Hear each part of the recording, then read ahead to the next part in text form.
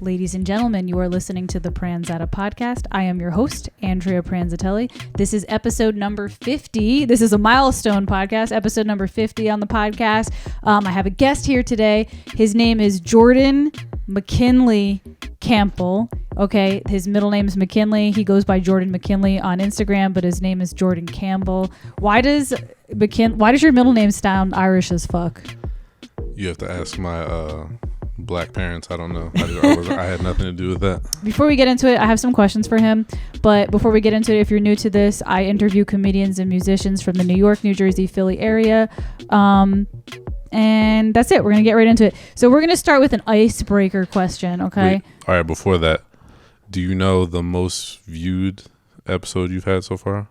Like if you had to ballpark it? Or you're not sure? No, I'm not sure.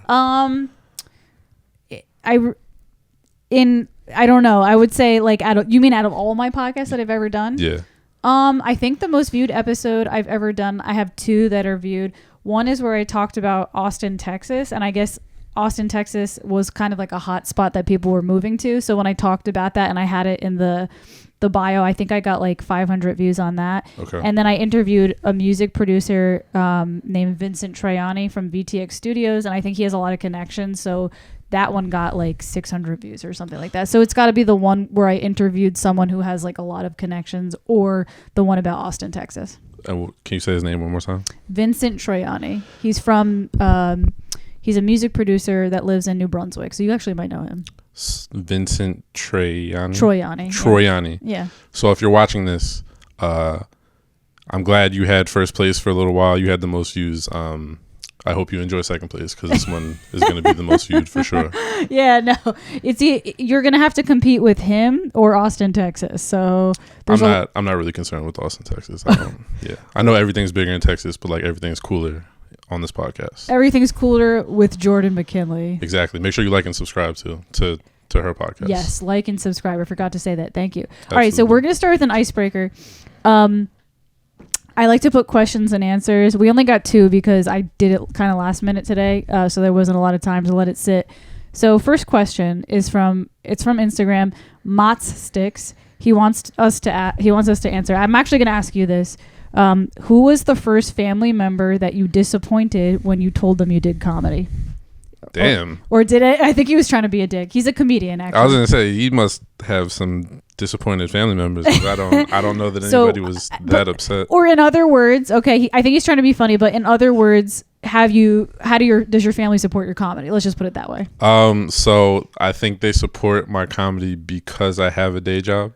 If I did not have a day job and I was doing comedy at night and probably not making much money, I would imagine they wouldn't be as supportive. So you've never gotten any shade from any family members? Like you've never gotten any, oh, you should quit, or any of that type of... No. All supportive. And if I did, we wouldn't speak anymore. So they know the consequences of saying some... That totally makes sense. There's no like... As a starter comedian, you need a job, and it's really easy to do comedy around a day job because comedy's at night. Yeah. So there's really, like, to me, there doesn't seem to be any reason to like not support your family that does comedy, because if you're working a job, then what's the big deal? I mean, that might be different for some comedians who take that plunge to say like, okay, I think I'm making enough money to do this, and then they quit their job.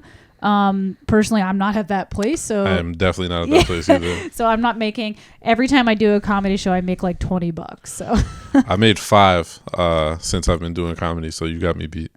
And actually, let me backtrack. I don't mean every time. I mean every time I do a show that actually gets paid. I only make $20. Most of the time I get nothing or a free beer. But in the instances where I did get paid, I got like $20, maybe if I was lucky 30. So you've only gotten paid $5 for comedy. Yeah. Shout out to Josh Tinsley. Tinley, yeah. Yeah, Tinley. Yeah. Tinsley?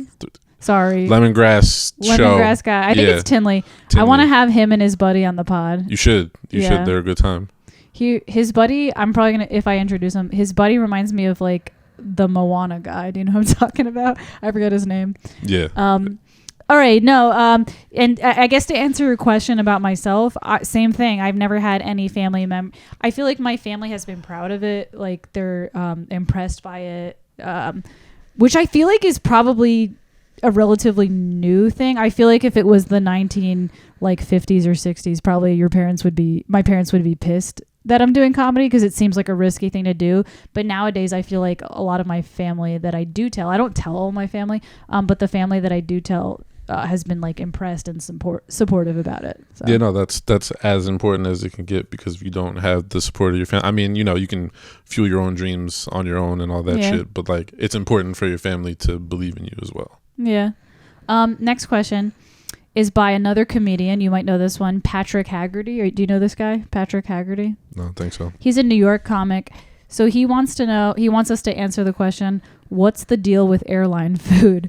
So do you like airline food, or if you don't, why? You travel? The fuck? Yeah, we got some. Those are the only two questions we got, by the way. The last time I was on an airline, I think they gave out peanuts, and they were pretty regular peanuts. So did you like them? Yeah, they were salted, so I mean that was an added bonus. I'll be honest, I don't really eat airline food. Usually if I'm at the airport, I will get there a little early and buy something in like one of the restaurants or cafeterias before I go on the plane, because I do feel like airline food is shit. I feel like there's never anything good for you there. There's always like heavily salted peanuts or like candy and crackers and like, I don't know, and it tastes like shit. So I don't know what's the deal with it, but yeah, it tastes like shit. Unless maybe you're on some like fancy like first class type shit. But I think since COVID they don't give food on the plane anymore. Or is that wrong? I don't know. I heard that they stopped doing that. The last time I was on the plane, I think I got a drink. I don't think I got food. Maybe they gave you no. They give you like the crackers or the cookies that are prepackaged. Have you done any traveling since COVID? Yeah. Last year I went to Ecuador with my podcast co-host, Boys Trip. Whenever we start making episodes again, definitely check it out. Boys Trip? Boys Trip. Oh, Boys Trip. Yeah, no, yeah.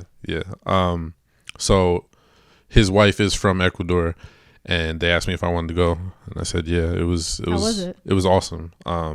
You can live like a king there if you make decent money here.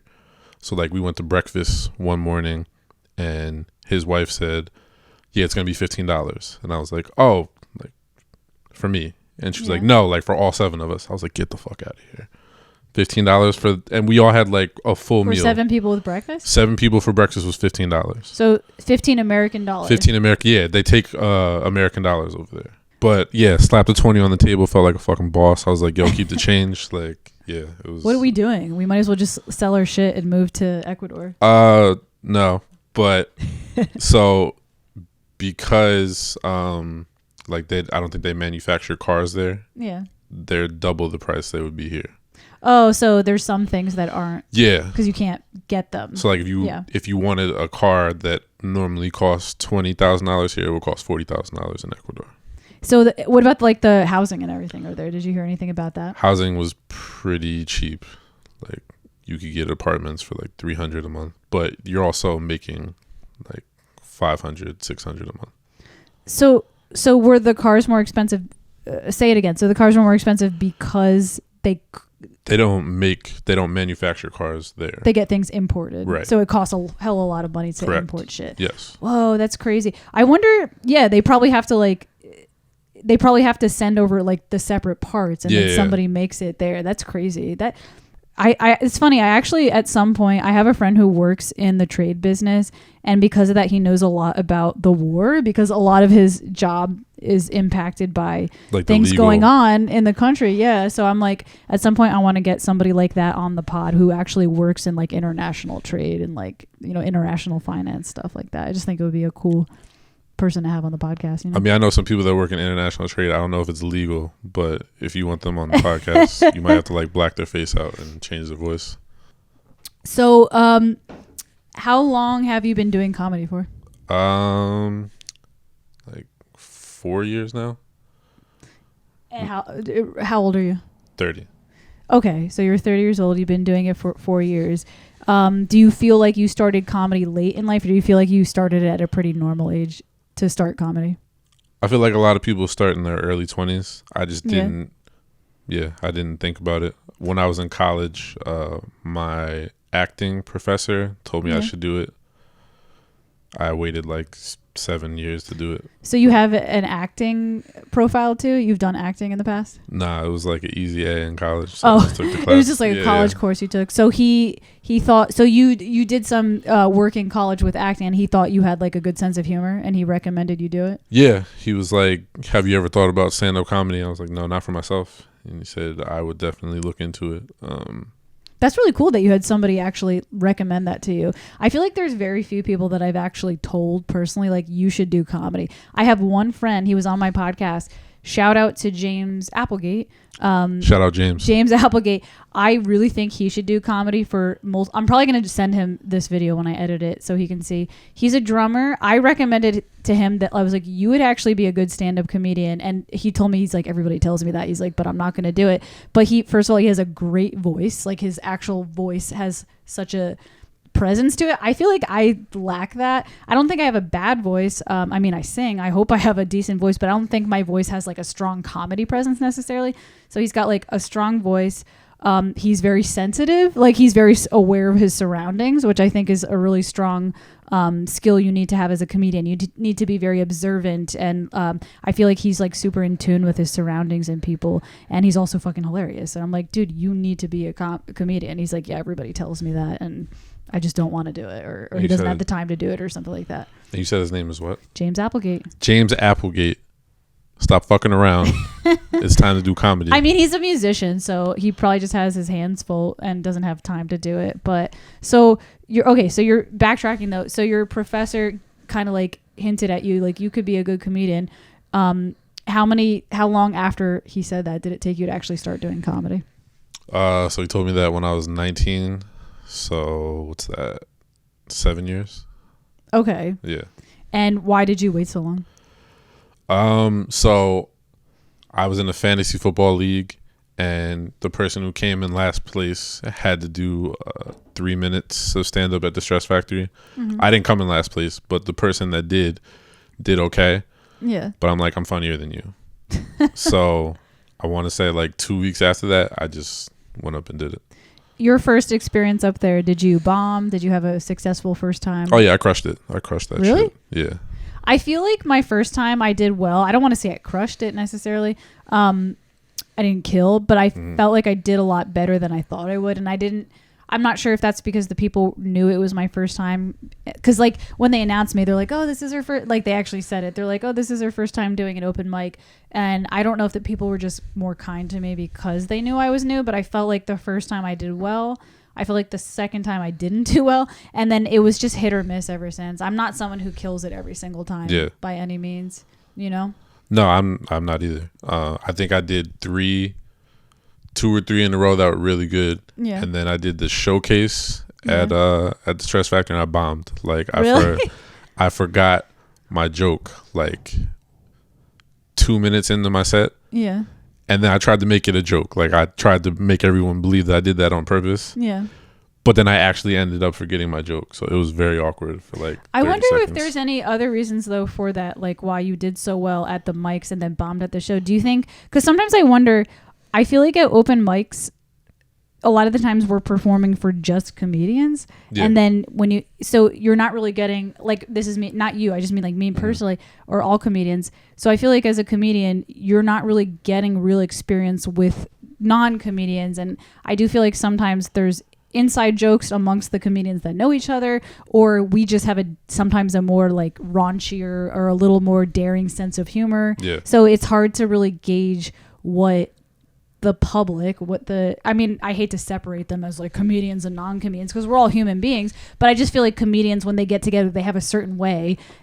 So I personally found that it was difficult to just go from mics to shows sometimes because you can't really gauge like what the general public is going to like versus a room full of your friends, you know? Yeah. And I feel like for me, that's why sometimes I don't do well at shows, is because I don't have that practice with, I guess you just got to get more shows and practice it. Yeah, it's muscle memory. I've seen you do just fine. Oh, really? Thank you. Which show did you see me do? So the first one was Andre's mic in Carteret. That one there was nobody there. So it was hard for me to gauge like what I was doing, you know? But your shit was funny. Thank you. Yeah. I appreciate that. Yeah, no, if it wasn't, I would tell you. Really? Yeah. So are you like somebody like that? Like you just tell people how it is? You don't give a shit? No. If they ask, I'll tell them. Yeah. I'm not gonna just go up to you and fuck your day up and say. But if I was like, "Hey, give me feedback," how if was you it? if you ask for honest feedback, I'd be like, "Look, I didn't think that was funny." I have only seen you do comedy one time, I think, and you had me cracking up with the story. I don't know if are we allowed to talk about the story or is that private? Like the story about the. Yeah, we can talk about it. Okay, I didn't see him. He saw me do a couple mics, but I think I one time saw you do a mic in the very beginning, but I was like so new that it was hard for me to remember who was who at that point. Mm-hmm. But then I did you stopped doing it for a little bit, and then you came back and you did something that had me fucking dying, and you were just very like kind of making fun of yourself about a situation that happened, and I kind of want to talk about it on the podcast because it's really funny. Yeah, that's I don't know if she watches it, but I mean, I'll put the link on Instagram and Facebook, so if she wants to watch it, she can. So he has a story about you tell the story. Obviously, I'm not going to do it justice about an engagement that you like a proposal. Yeah, not we didn't get to the engagement part. That's the point of it. That's a joke. So 9 times out of 10, well, 10 times out of 10, if you tell somebody that you're proposing or you propose, the assumption is that you are now engaged. Mm-hmm. So everyone's clapping. It was like, woo, yeah, congratulations. Yeah, that's how he starts with the joke. He like tricks everybody. Like we're all like, oh, congratulations. Yeah. And then I'm like, no, like if you were listening, like you only heard me say I proposed. I did not get engaged. And everyone's like, oh, fuck. Damn, it didn't work out. And then I go on to tell people, you know, I can be your proposal coach. Like I can tell you the things not to do so that you can have a successful proposal and hopefully an engagement. Yeah. Yeah.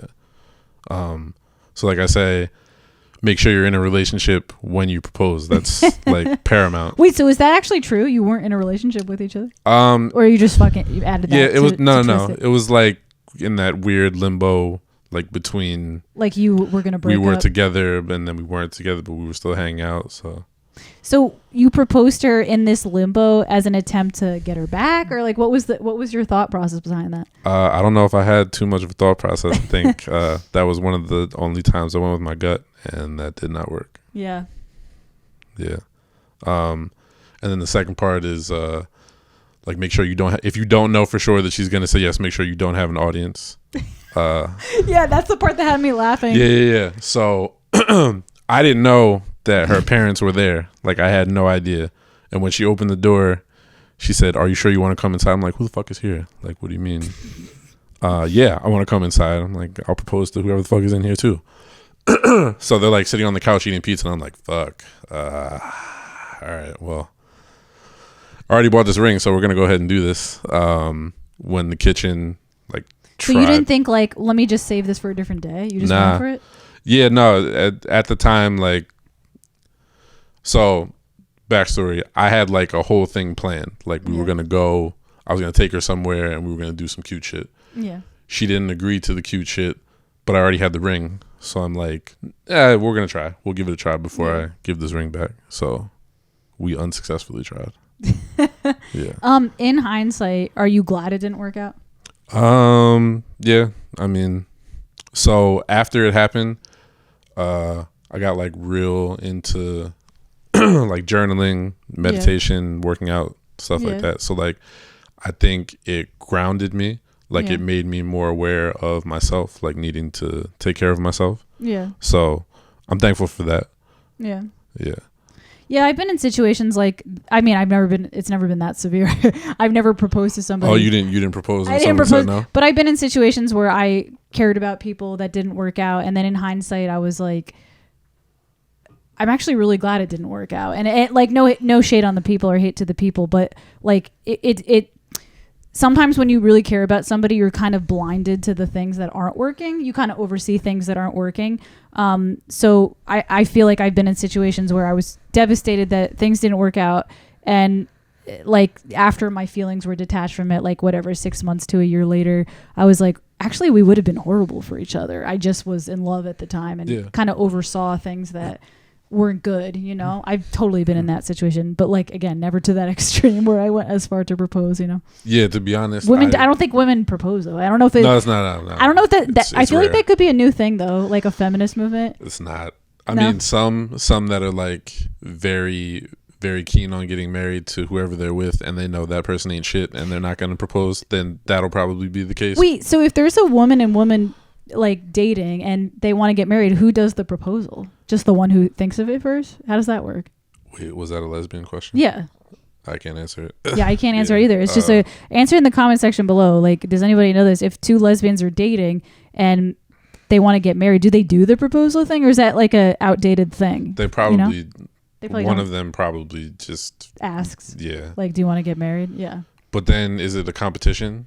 Like, do you have to like rush to figure out who's going to do it first? Or I kind of wonder, what is the history of proposals? Like, where, like when did it become like, I really wish we had somebody here to look this up right now, but I'm kind of curious, like, if anybody knows this, in the comment section, drop it if you understand. Like, I wonder what the history of proposing is, and why did it become, like, what does the ring represent? Like, you know what I mean? Do you know anything about that? Like, we do this shit and we don't even know why, you know? I know it didn't work out. That's all I can. That's the only perspective. Were you at least able to get a refund? Oh, for sure. Yeah. No. We checked. I feel like that should be a thing. Like, if you're gonna buy an engagement ring, there should be some type of contract. Like, if she says no, you get your money back. Or did they at least like charge you a fee though? If they like, do they get any money out of the deal if you return it? No, it was fucking awkward. So that must be an awkward trip to take to be like, yeah, I gotta return this. So I went back. And I was like, hey, I need to return this. She was like, oh, what? You didn't like the style? And I was like, I mean, it was cool. It's like, do you really, like, do you have to ask this question? She's like, do you need another size? I'm like, look, motherfucker, I'm here to bring the ring back. Like, that's all we need to talk about. Like, can you not read my body language right now? Can you not see the tears dry on my face? I think because it's commission based for them, he was just trying real hard to make sure he got the sale. And then when he figured out that he didn't, he was like, all right, fuck it. Yeah, just give me the ring back. Fuck you. I don't give a shit. That's not nice. Like, I feel like if I worked in that business and my money was relied on commission, yeah, I get it. But I feel like I would be a human being and just be like, oh shit, bro, I'm sorry. I don't know. You probably wouldn't be in the business. Huh? Yeah, because you kind of have to be like, to be a car salesman or to work in that type of business. Yeah, I own a business myself. I own a music business, and support her music business. Yeah, I actually have one comedian who takes piano lessons from me, but the motherfucker hasn't showed up for lessons in 1 month. Wait, is it hold on, don't tell me. Is it Sean? Yeah. Yeah. Yo, Sean, bro. Yeah, what happened? Stop fucking around, man.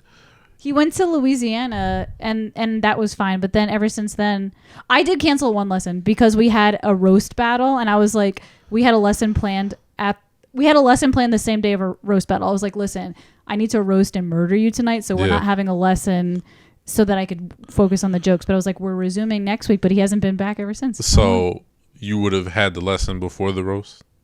Yeah, I thought that would have been awkward. It's kind of like getting married. You're not supposed to see like you should have did it. You probably would have had some good jokes for that. Everybody was like, are you going to write jokes about how much he sucks at piano? And I'm like, it's not even really that funny though, because he's an adult starting. Like, of course he's going to suck at piano. That's not like, it would have been funnier if he had been playing piano his whole life and I made a joke that he sucked.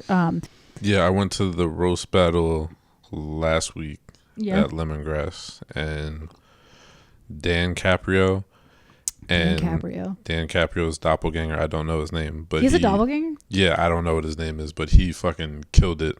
Like, did they battle each other? Yes. That's so funny. Yes, that is so funny. And like, he made, you know how Dan, I don't want to tell Dan's joke, so never mind. I'm not gonna do that. Yeah. But he mimicked one of Dan's jokes like to the T. Yeah. And I lost it. Like, that shit was hilarious. Dan Caprio is an interesting person. Quite an interesting person. I had him on my podcast. Yeah, I saw that one. You saw that one? Yeah. I felt like he was being shy, because I feel like whenever I see him in person, he's so overly animated, and that's kind of why I wanted him on. I thought he would be good energy. No offense, Dan Caprio, but you were super shy on. But I think towards the end of the podcast, I said some things that got him like heated, and I got something out of him. Yeah. But when he first got there, I was like, dude, you're so quiet right now. What's going on? It was like pulling teeth. Yeah. Yeah. No, but we got into it, and it's funny. He got more animated after the podcast. Like he stayed and chatted for a while, and he's one of those people, like, when he's pissed off, like, you could just it just lights up the room. Like, not lights up the room. That's the wrong way to put it. But his energy like spreads through the room when he's pissed off, and that's why I think he's funny. Yeah, he's a yeller. Yeah. Like, once he gets fired up about stuff. That was it like the hippopotamus one he does? The hippopotamus Yeah. joke, the blowjob, yeah. I feel like your delivery is more chill. Like you've got a chill. Like even right now, you're a chill guy. At least as far as I know. Yeah. It's rare. I don't yell. I'm not a yeller. It's not really. So when you get into a fight with your broad, you're not a yeller? Nah. No? Do you fight dirty, like passive aggressive? No. Are you not a fighter at all? Like you don't. Like verbally? Oh, you're a physical fighter. No. What the fuck? I don't fight women. Absolutely not. No. Have you ever gotten into a fight with a dude? Do not put that in. No, we're just joking. Yeah. Have you ever gotten into a fight with a dude? Like a physical brawl with a dude when you were in high school or something? Yeah. A kid called me nigger. So, are we allowed to say that on the podcast? Are you allowed to say it? That was a stupid question. Is it okay if I say it? I can't say it. We actually just had this talk with my previous guest from 2 episodes ago. He said that out loud and I was just like, oh my God. And he was like, no, I can say it. I saw you jump a little bit. Yeah. And I was just like, because with him, like if it was just audio only, he has a very white voice. Oh, so I was like, just so you know, people, like he can say it. You can't really tell, but that might get you in a Joe Rogan situation. Yeah. Yeah. But no, you could say it. Okay. Well, yeah. So they called me that. And I let it go. Like, I didn't say anything. Yeah. And then they did it again. Oh, okay. That's fucked up. So I was like, okay, I guess I have to put hands on you now. Yeah. So who won that fight? Oh, I did. Yeah. No question. Was it a couple kids or just one kid? It was one. I think I was at a party. Yeah. I got into one fight. I don't even know if it was a fight because the person didn't do anything back. So I don't even think it counts as a fight. When I was in high school, I never told this story before on a exclusive podcast. This is a new story. Exclusive. When I was 15. When I was 15 years old. No, 16. When I was 16 years old in high school, I was dating this guy. He actually died recently. Fuck. All right, that took a turn. Yeah, sorry. But anyways, by recently I mean like 2 years ago he died. But and I did go to his funeral. But anyways, in high school, I was dating this guy, young, stupid relationship. I was grounded and I couldn't go to his house. My dad grounded me. So I used to go to his house every week, like every Wednesday or something like that. And then I was like, I can't come today because I was grounded. The next day I go to school. Okay. One of his friends comes up to me and he was like, I have to tell you something. He's like, I feel like I'm in a weird spot because I'm Kyle's friend, but I'm also your friend. But I need to tell you that when you weren't there yesterday, Kyle had another girl over and she sucked his dick. So damn, one day. So I was like, who is she? Yeah. And in hindsight, like I'm like, I shouldn't have hit her. She like, it's not her fault. But anyways, it's kind of her fault. Okay. So he didn't force dick in her mouth. Yeah, but it's his fault. It's both of their faults. It's more his fault because you guys were together. Maybe she didn't know. Maybe she didn't know I was with him. So how would it be her fault? Did she go to the same school as you? Yeah. Was it a big school? Huge school. There's definitely a possibility she had no clue. Okay. But anyways, so I didn't even ask questions. I was like, who is this girl and where is she? And he told me her name and he was like, I was like, when is her lunch? Like, what's her lunch period? And you were plotting. I was furious. And he was like, like 6th period, whatever. I don't know. I think it was 6th period, by the way. Like, I think that's like, I can kind of still remember it. And I just went up to her. I went there and I had him point her. I didn't even know who she was. I'd never seen her in my life. Okay, so yeah, she didn't know me. She didn't know you. Yeah, she didn't know you. But I was like full of rage, Yeah. And I was like, point her out to me. And he was like, that's her. And I just went up to her and I was like, can you come outside? And she didn't know who I was. Like she had no clue, or maybe she did. I don't know. And so did you ask her if she did it, or did you just immediately? Well, that's where the story's going. Okay. So I was like, can you come outside for a second? Yeah. And she was like, she looked suspicious, like, what is this bitch doing? And she was like, can I bring my friend? And she had this friend. She had this friend who was like way bigger than me, like 10 times bigger than me, could murder me. Did you have you ever seen Next Friday? No. Damn, you won't get the rest. So she was like, can I bring my friend? And really, like in that moment, I should have been like, no, because this friend could murder me. Yeah. But I just said, yeah. I was like, yeah, bring your friend. It was a blind rage. It was a blind rage. Yeah. We went outside into like the courtyard and everybody was watching from the cafeteria because you could see everybody went to because they knew some shit was about to go down. And I literally just like, I literally just went to her and I was like, do you know Kyle Blank? I'm not going to say his name. Do you know Kyle Blank? And she was like, yeah. And I just go, did you suck his dick? I just like straight, I just was like, did you suck his dick? And she didn't say anything. She just looked at me. She did. And then I just started hitting her. And you didn't even get confirmation. Damn. Well, that was the confirmation. Was it? She did it. Okay, think about it. She did it for sure. You're a person she's never met before. Yeah. You ask her to come outside. Yeah. And you ask her, having never had a conversation before, if she sucked somebody else's dick. She did do it because like everybody told me. Like she told me that. So she did it. Trust me. Okay. Because if she didn't do it, I would have heard about it later because we had to like go to school meetings together. Like I would have totally heard about it. Like in the principal. So I did that.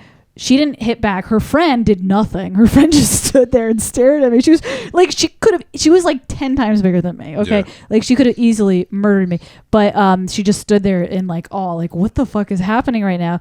I got pulled away by gym teachers. Like obviously the gym teachers are the ones to do that. Of course. Here's the funny part of the story. I went to the principal's office and the principal was clearly proud. He was just like, sit down. He just like, have a seat. And then he was like, he like pulls out of his fridge. He's like, here's a Dr. Pepper. Like he was like giving me a beer. Like, you know what I mean? I was like 16 years old. He's like, here's a Dr. Pepper. He's like, listen, he's like, I technically have to like, cause I told him what happened. I was like, listen, I didn't say suck dick because I didn't want my dad to find that part out. I just said kissed. I was like, listen, she kissed my boyfriend. And he was just like, here's a Dr. Pepper. He's like, listen, I technically have to suspend you for 2 weeks. He's like, but I gotta say, I admire that Italian rage. He actually, like, he was like proud. He was like, I have to say, I admire that Italian rage. And he's like, so he was also Italian. Yeah, I guess. I don't remember his name. To be honest, I don't remember his name, but he was probably Italian. And then I was raised by a single father. Okay, my mother wasn't in the picture at this time. Since I was suspended, my dad was like, listen, I technically have to, bring you to work with me every day because you're suspended, but like,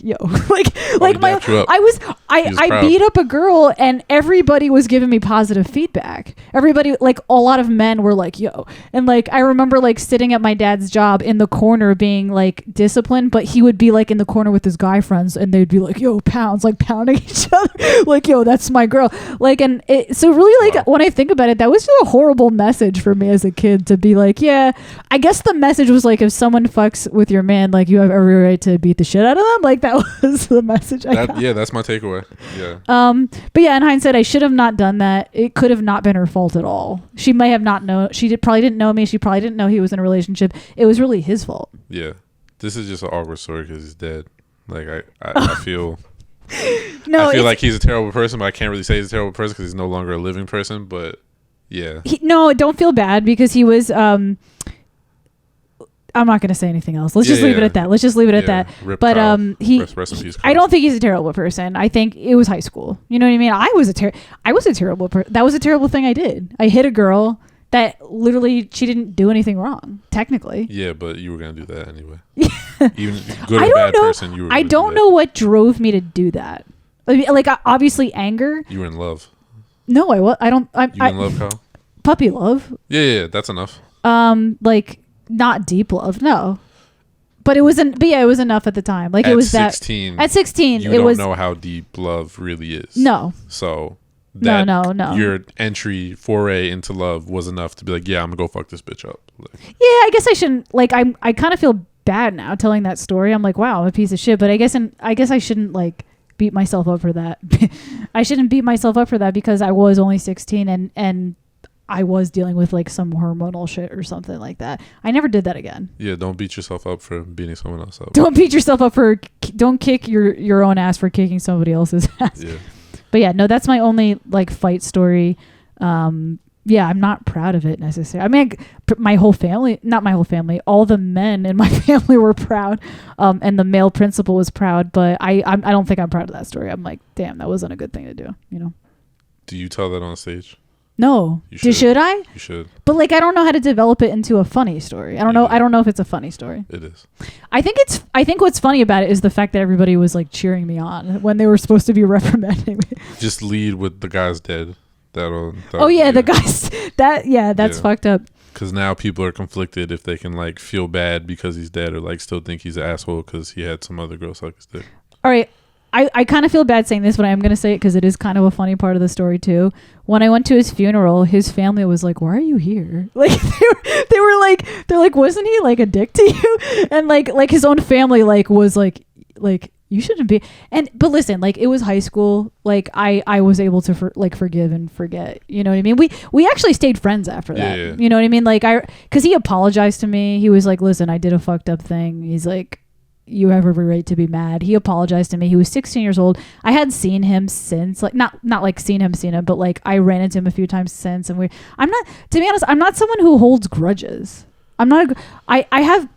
Let me backtrack that a little bit. There are people in my life that I won't talk to anymore because I think we don't do well together.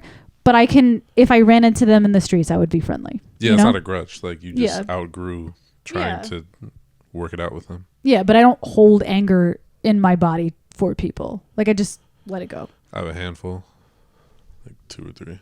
Of people that you hold anger in? Yeah, they're just terrible people. Like it's really hard. It's just really hard to be a kind person to them. I used to. Yeah. I that was something that I was able to do recently. Like after going through therapy, I would say through my 20s, I held grudges. You go to therapy? I do go to therapy. Yeah. Do you? Fuck yeah, go to therapy. Is it like a county thing or like do you go to a private because I feel like the private ones are so expensive. I have to go through the county through the free shit. It's private. Dude, I don't know. You must have good insurance or a good job because that shit's expensive. Both. What do you do for work? So I work in public relations.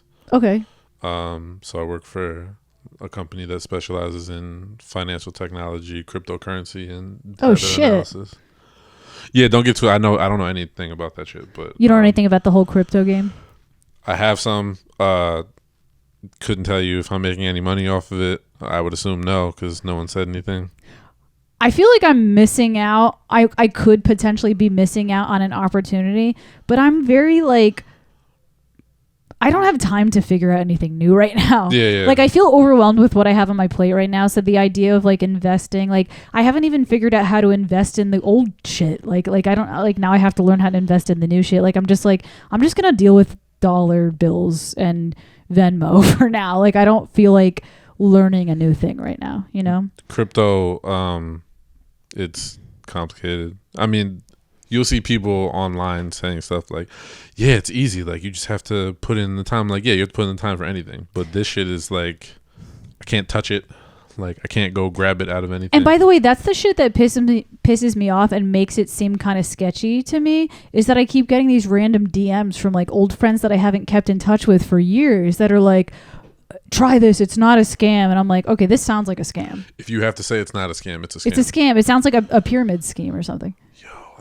Oh my God. I have so many friends that used to do pyramid schemes. And we're just not really good friends anymore. A couple of them, like, we're still cool, but it would be like, yo, like, I have this thing, like, we can retire yesterday. I'm like, no, we can't. Like, I have one friend who worked in a pyramid scheme type of job, and he actually was successsul in it, but it was annoying. It was so annoying. He's like one of the 40,000 that did well. Yeah. He ended up like, he was like one of the best at it. He was like one of the best in the company. It was annoying because he kept promoting about it all the time and he kept trying to recruit people. He actually had a meeting with me and tried to recruit me. And at the end of it, I made a statement and I was like, listen, I believe you. I believe you can make money doing this. But the reason I don't want to do it is because I'm just not passionate about it. I'd rather work in a field where I'm passionate about, which I do, which is music. And he got really mad. He was like, you know what? And I think because I might have tapped into like a truth there, like maybe he's not passionate about it. He was like, you know what? I'm not passionate about whatever he was selling. He's like, but what I am passionate about is helping people. He's like, and I don't care the means in which I help people. Get the fuck and out I was here. just like, all right. He was very defensive about it, as if I was saying he didn't have passion. I was just saying me. I was just like, listen, I'm not passionate about. It was about like something electronic, and I was like, I'm not passionate about energy that like whatever it was. I was like, so I don't think I'll be good at this and I won't make any money doing this. And he got really pissed when I said that.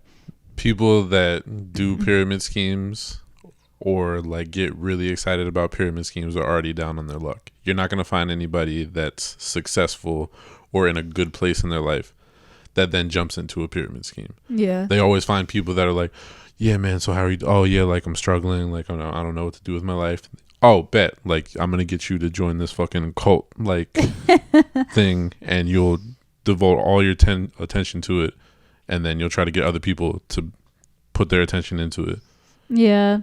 I feel like women have them too. There's like women do like dildo parties. You ever heard of that? Like women get together and sell sex toys, and like it's actually kind of a fun pyramid scheme because like all these women get together and have these like sex toy parties, but then they recruit the other woman there. That's like part of it. It's like, hey, let's throw a sex toy party and women only, and like they make martinis and get drunk, and then one woman comes over with like a suitcase of like all these little dildos and sex toys, but then they try to get them to buy them, but at the end of them she's like, if you want to be a party, whatever, if you want to throw parties with fake dicks, with like fake dicks, but the parties are kind of fun, but it clearly is like some type of pyramid scheme. Have you been to one of these parties? Yeah. I don't know any. Shout out in the comment section below, or if you're a woman, have you been to these parties?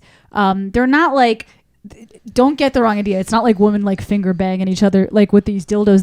It's not like that. It's just like they get together, have cocktails, and like buy dildos. Dude, by the way, women are ruthless. Like, you think men talk about women like you know how like women complain that like, oh man, they rate women by scale and they're pigs.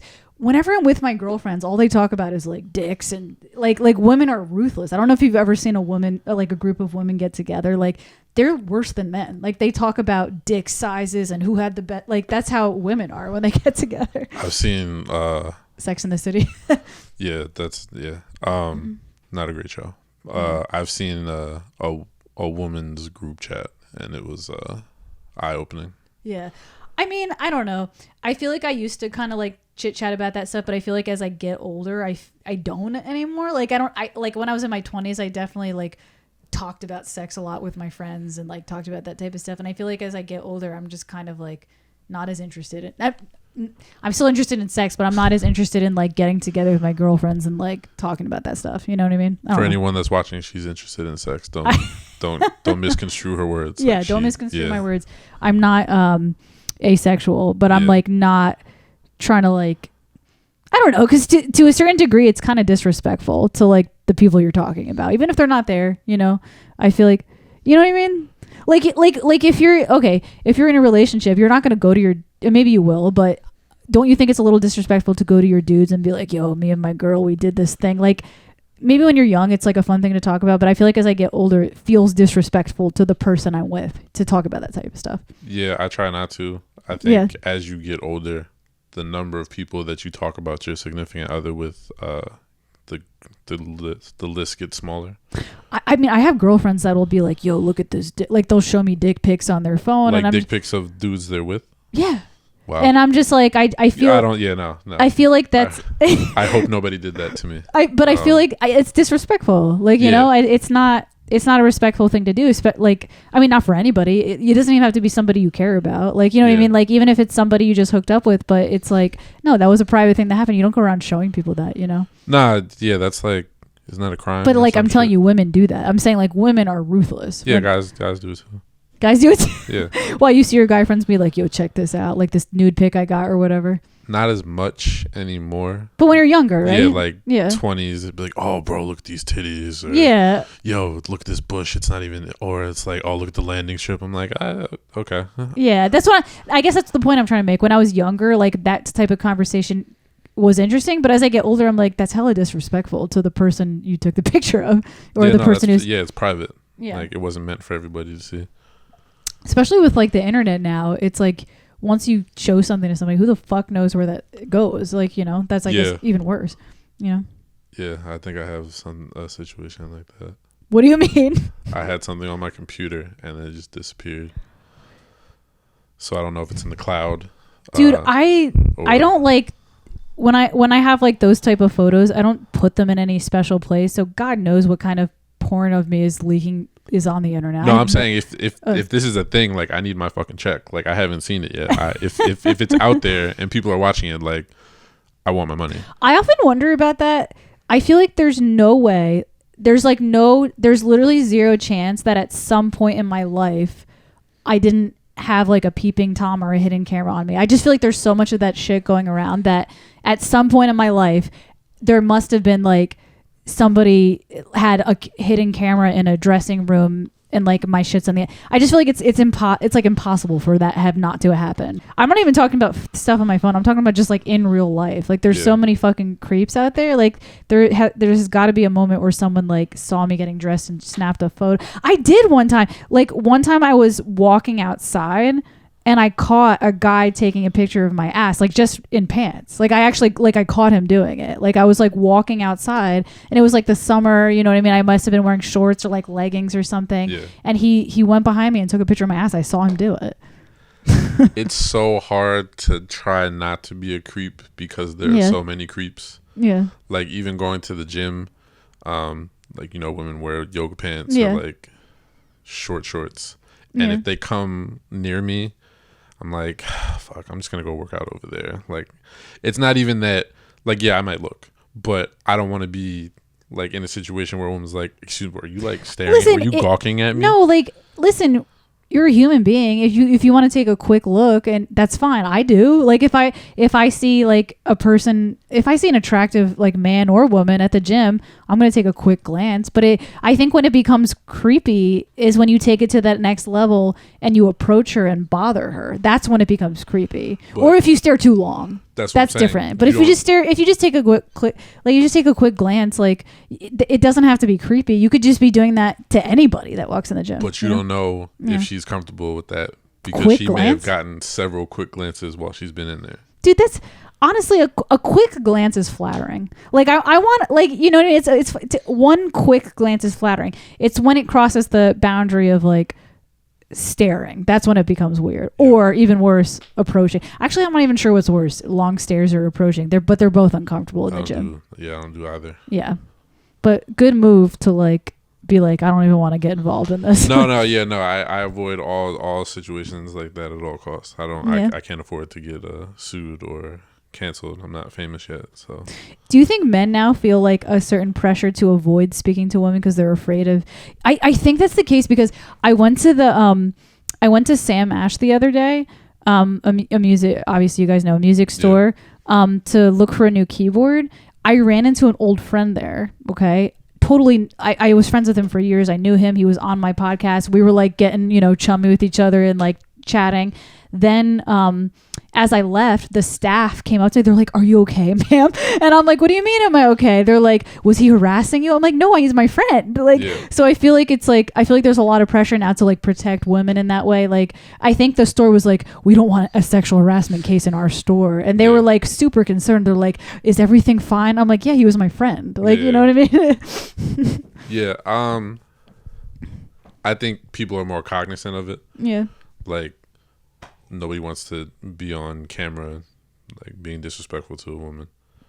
Yeah. It still happens because you know, people are stupid, but I think for the most part you see less of it because like people know the consequences and that like if you're in public it's very possible that what you're doing is going to be recorded. Okay, so as a man who feels pressure now, like I can't come off as a creep because of the way things are now. So what's your game now? Like your game plan when you like a woman? Like what do? Do you find her on Instagram? Do you approach her in person? Like what's your game? Instagram seems too stalkish. Yeah. In person, if I'm lucky enough to see a person that I find attractive. Like do you just like straight up say like, I feel like this is a common line with guys. Do they go, I hope I'm not being too forward, but I want to take you out. That's like the classic that I hear all the time. That's whack. No, you got to come with some new shit. What's your line? I got a couple. So the best one that's been working for me, so like in the last like year, I guess, is I wanted to take you to the movies. Unfortunately, you're not allowed to have any outside snacks. It's you with a snack. And that does well for you? Yeah, it's corny, but when we're like, oh my God, like that was so corny, but it was so cute at the same time. Like, yeah, no. Yeah. Like, you're welcome. What's your other line? You said you had another one. B6. Wait, what does that mean? Oh, my bad. I was trying to get a snack. Yeah.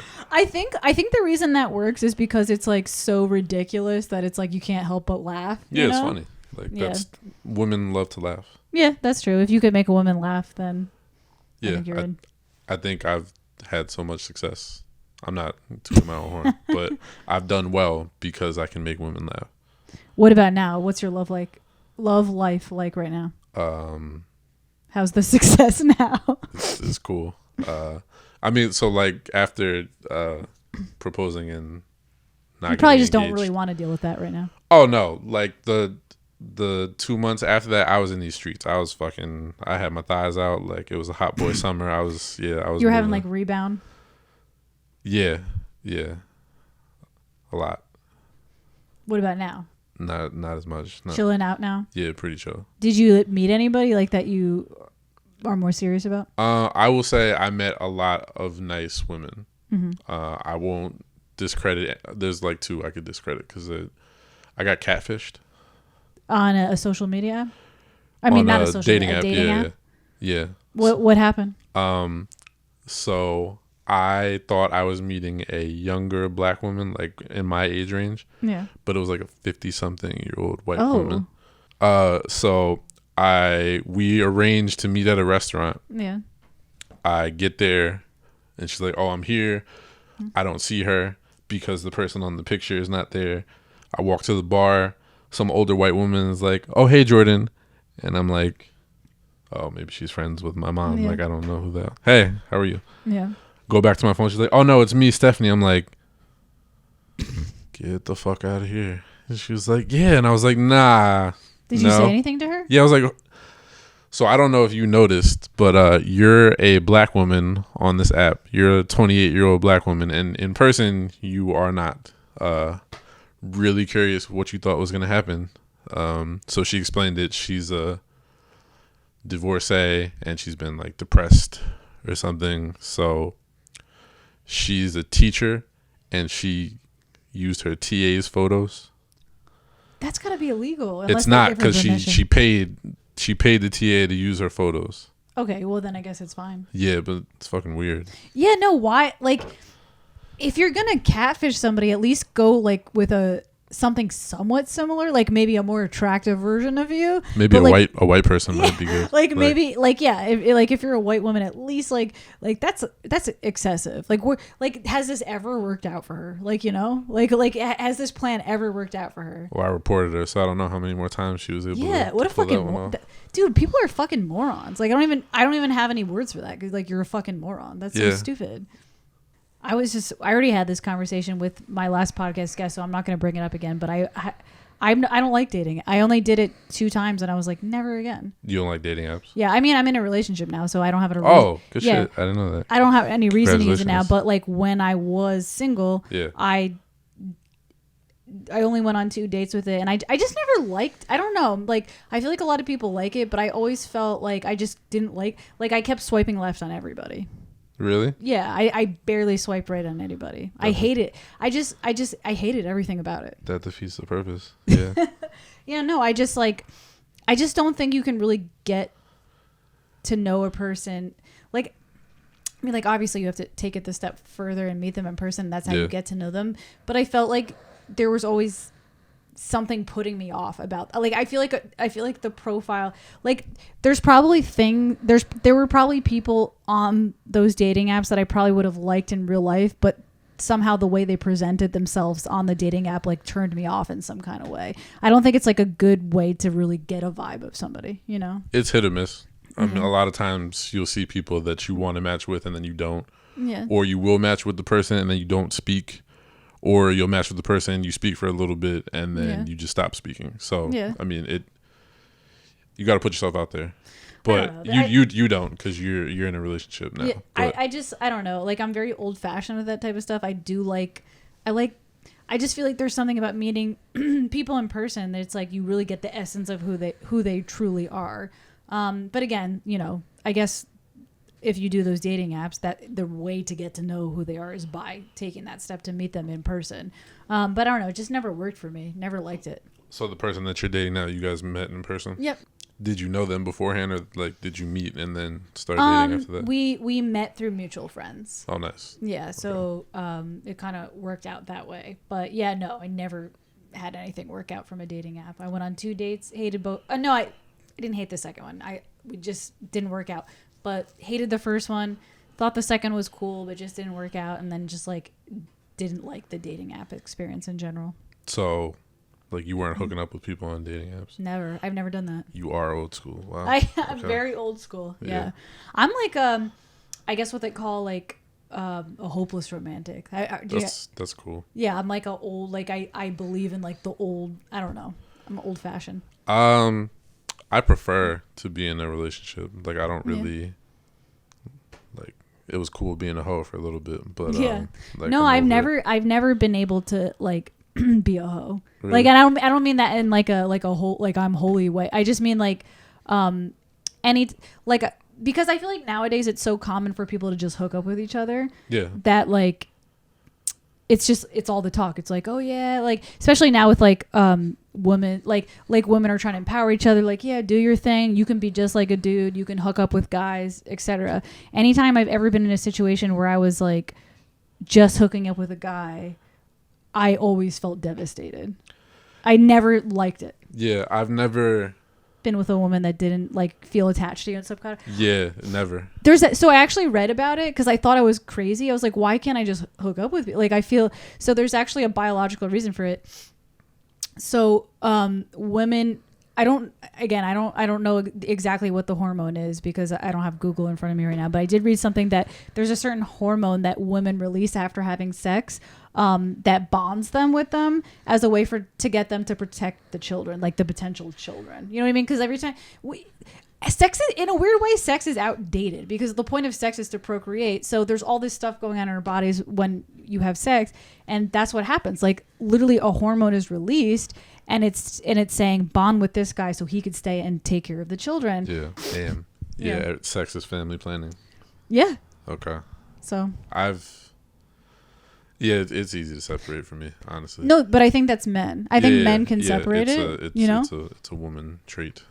Yeah, and there's a biological reason for that too. Because as a man, you want to spread your seed around. So there's no reason to stay with one person because you want your shit. You want a million Jordans in the world. Hell, you know what I mean? Fuck no, I do not. No, I'm not, good. Not logically, but like subconsciously. Subconsciously, I understand. So I think that's why men can separate it. Okay. And then women, and again, everyone's women different. I don't want to classify all women as the same, but a lot of women can't separate it because they're programmed to need somebody there to help provide to take care of the child, you know? No, that makes sense. So I don't know. I've never been able to do like the modern woman hoe empowered thing.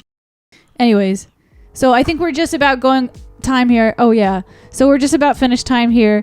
So we're going to end the podcast now. I had a great time getting to know Jourdan. Before we end the podcast, let them know where they can find you if they want to stalk you and find your comedy and that type of stuff. So on Instagram, I'm Jourdan McKinley. Facebook, it's Jourdan Campbell. Instagram, it's TikTok, it's Jourdan Campbell Comedy. Yeah, so if you want to see funny shit, it's usually there. Food. He likes food too. I'll leave a link to his Instagram below if you want to tap on that easily and tap. I know the way I said that. If you want to try to tap on that, ladies, if you want to tap on that. Yeah, I'm a classy broad though. I don't give it up that easy. You know what I'm saying? Click on the link below. Click on the link below. This is the Pranzata podcast, episode number 50. Don't forget to hit subscribe and like if you enjoyed yourself. And we'll be back next week with another episode with another guest. Have a good day. Bye.